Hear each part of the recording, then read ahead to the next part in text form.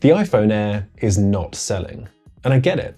You look at this super thin phone and you've got concerns over the battery life. You see the single rear lens, you're worried about the camera. It's got pro-level pricing, but has to cut back on a lot of pro features, and even some that the baseline iPhone has. But the iPhone Air offers something that no other iPhone and almost no other smartphone does. It actually feels like a fresh and new experience. It retains all of the best aspects of iPhone, but in a super slim and light form factor. For a lot of people, it's perfect. So in this video, we're going to look at all of these aspects in depth, debunk the myths, and demonstrate how this phone actually performs in the real world. Is the battery life really as bad as people are suggesting? Is a single camera good enough in 2025? And should you really have concerns about the durability and the performance? I'll show you how the Air compares with the 17 and the 17 Pro, who this phone is for and who should buy it, because with the regular 17 being so good this year, is the Air even worth considering? We'll start with the Air's USP, which is the design. At just 5.6mm in thickness, this is the thinnest iPhone ever made. And my word, do you really feel this in the hand? It is every bit as satisfying to hold and use as you might expect. It has a huge display, so it doesn't feel like a compromise at all, and yet weighs just 165 grams. For context, the 17 Pro Max is 8.75mm thick and weighs 231 grams. Thin smartphones haven't been the trend for a good number of years now, and it feels fantastic to have that back again. Let's face it, the year-on-year upgrades for smartphones are inevitably pretty small. Phones never really feel like they've improved anymore when you upgrade, and realistically, no spec or feature upgrade is going to drastically change that. But the thinness of the iPhone Air makes it instantly feel like a different phone experience. It is so refreshing to carry around and hold a phone this thin and light. So if you've been chasing an experience that actually feels different, this is where the iPhone Air offers something no other iPhone can. I've seen some people calling this the best looking iPhone this year, even some saying the best ever, and I do understand why.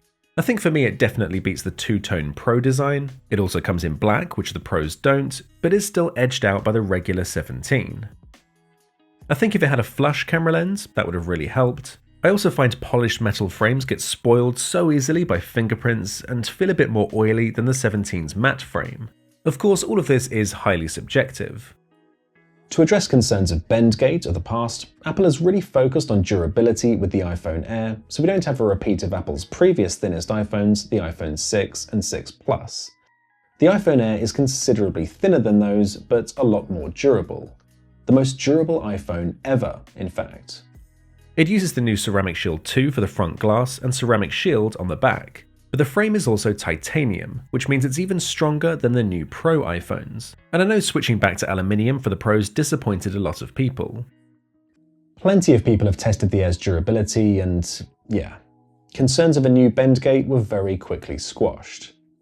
Still, that doesn't mean you shouldn't use a phone case, and what's nice about the Air is that you can do so and not completely lose that thin and light feeling. Normally adding a case makes any phone instantly feel bulky, so again, this is one of the best aspects of the Air compared to most other smartphones. I also wanted to point out the fact that you won't find a SIM card tray for the iPhone Air. It is eSIM only globally. Now, US customers will be used to this by now, but for lots of markets, like here in the UK, this is the first time that an iPhone is entirely eSIM only. I've talked about the pros and cons of eSIM before, but just be aware that if you do go for an iPhone Air, that you'll have to adjust to the new process and won't be able to simply put your old SIM card in this. Apple opted for a 6.5-inch display size for the Air, so that sits right in the middle of the 6.3-inch 17 and 17 Pro and the 6.9-inch Pro Max. I kind of expected Apple to go a bit smaller, just to help tie in with the light aspect. But this relatively big size should appease those who like a big screen phone and also allows for more battery life. Now that there's no more plus-sized iPhones, it makes sense. It matches the new 17s in terms of display specs, so it's Apple's best and brightest display ever with that anti-reflective coating. Literally the only difference from the other 17s is the size. It's a really great looking, bright and smooth display. Zero compromises here. There are, however, with the speakers, or speaker I should say, which is a bit underwhelming. Obviously, a single speaker means you don't have stereo sound, and the sound is jarringly directional if you're watching or listening to something in landscape mode. Whilst the speaker does offer plenty of volume, the sound is rather thin, lacking in bass, and can sound a tad harsh in the higher frequencies. It's going to be absolutely fine for most people, you do get used to it, but if you care about phone speakers a lot, then you will notice this as a downgrade with the iPhone Air. The other 17s sound a lot fuller and richer. Here are some samples.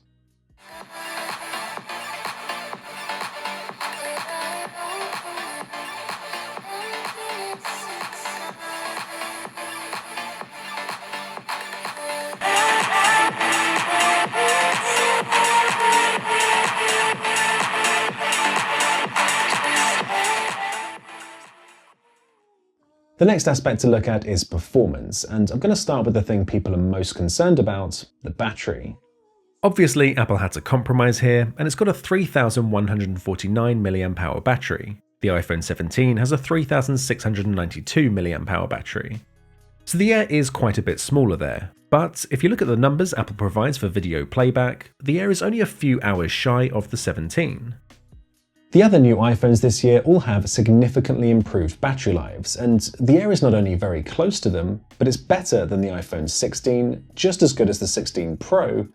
The fact is that the iPhone Air still has one of the best battery lives of any iPhone ever. I personally tested the phones thoroughly through a series of different daily activities to get a sense of the battery performance under realistic use. This includes camera, phone call, social media browsing, and screen off time, which often gets ignored. And here's how the numbers look.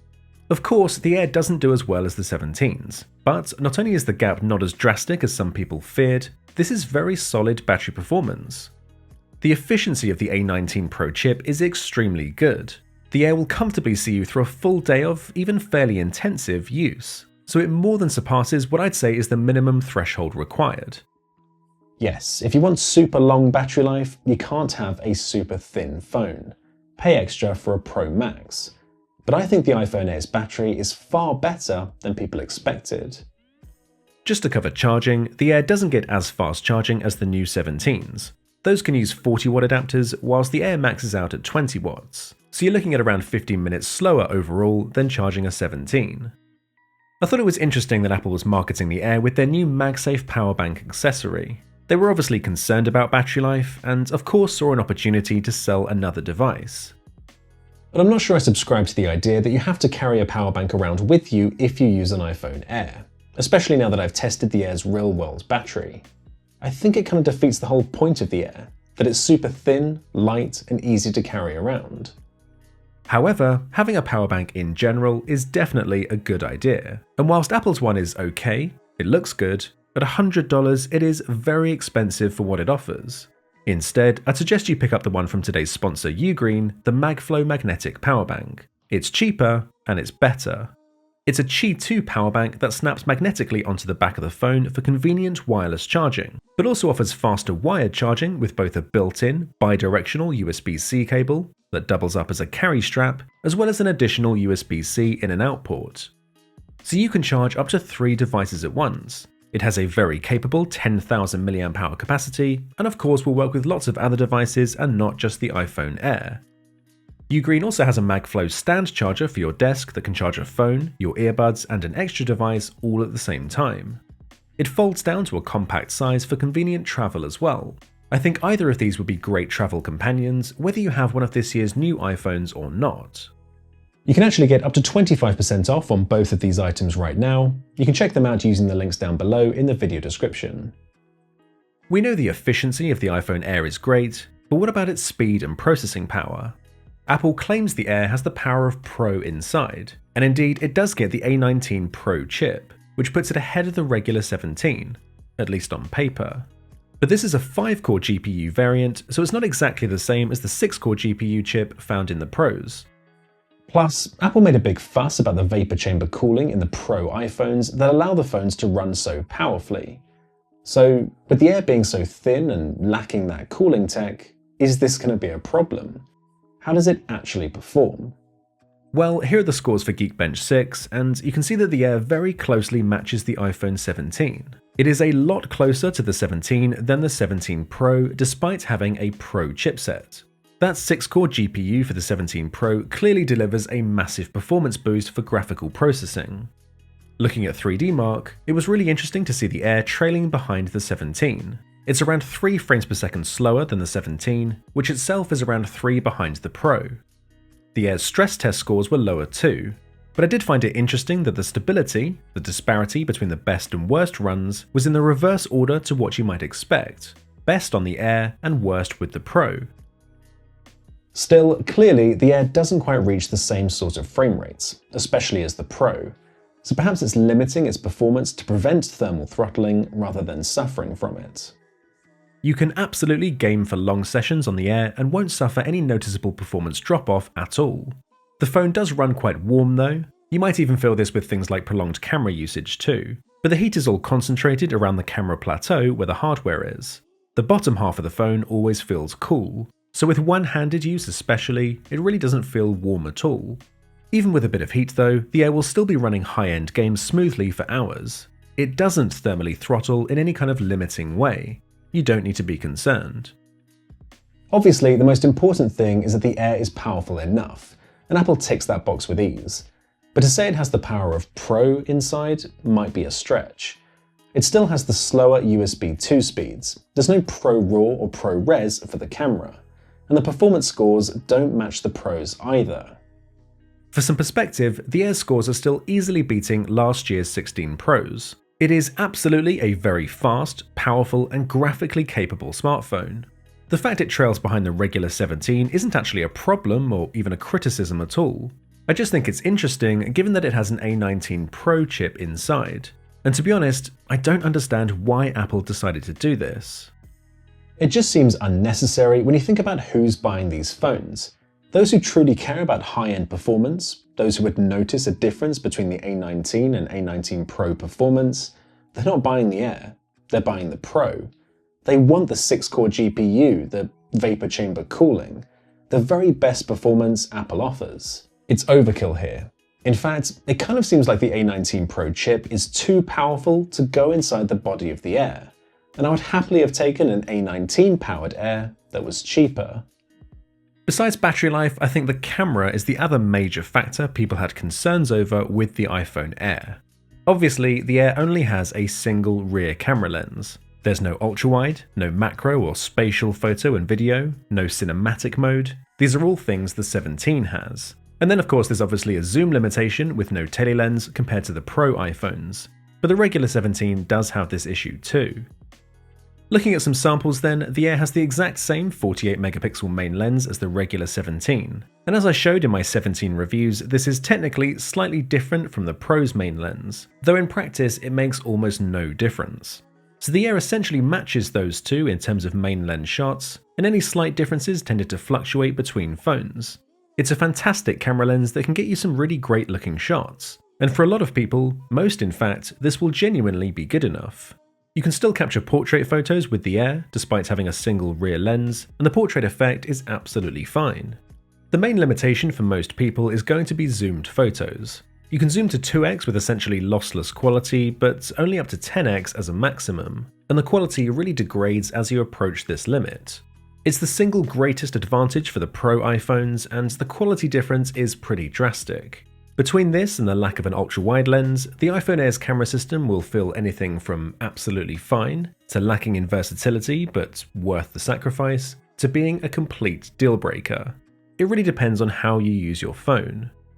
The good news is that the Air has the exact same new 18 megapixel center stage selfie camera as the 17s. So that means higher quality and new framing options for selfies and the center stage feature.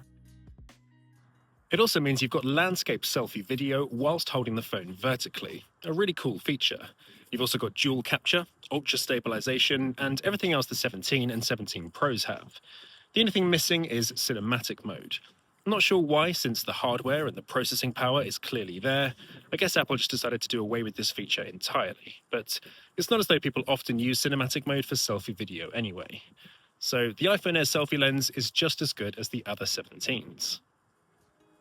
Seeing a phone with only one rear camera lens is going to give the tech enthusiasts, the sort of people who watch videos like this, cause for concern.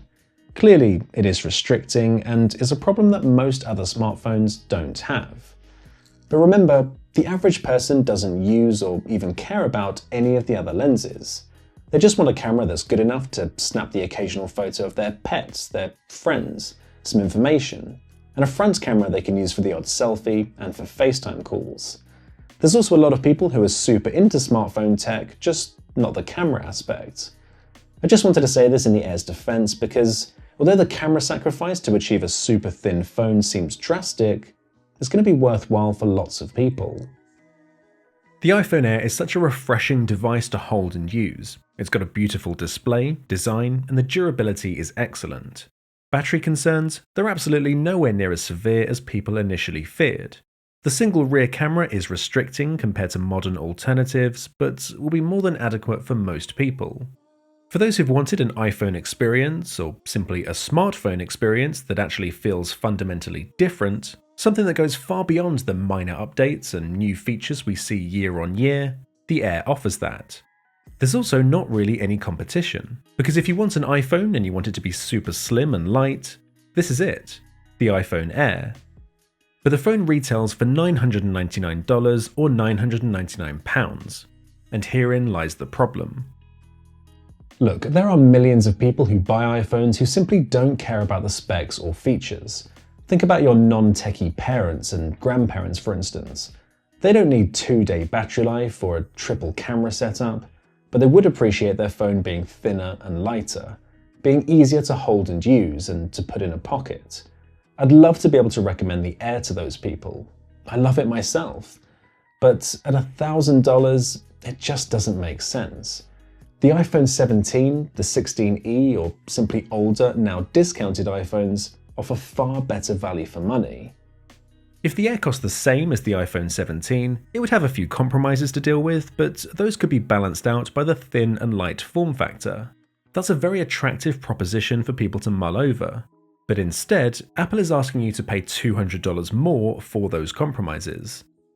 So now the Air is kind of stuck in this awkward middle ground where it doesn't appeal to those who don't need a Pro and want to save money on it, because you're not really. But at the same time, $200 is a steep price to pay just to get a thinner, lesser version of the iPhone 17. Too steep for me personally. If it being thin and nice to hold and use isn't your number one priority, and by a long way, there is absolutely no reason to buy this phone over an iPhone 17. The iPhone Air is a fantastic phone that is unfortunately overpriced, and that seems to be proving to be its fatal flaw. Let me know in the comments though, can you justify paying $1,000 for the iPhone Air? If this video has been helpful at all, please give it a like to let me know. Don't forget to check out the full in-depth reviews of both the iPhone 17 and the 17 Pro and Pro Max. Those videos are already live on the channel and are linked down below. If you want to see more content like this, then make sure to subscribe and hit the bell icon to turn on notifications, and that way you'll be notified when new videos go live. Thank you very much for watching this one, and I'll hopefully see you next time.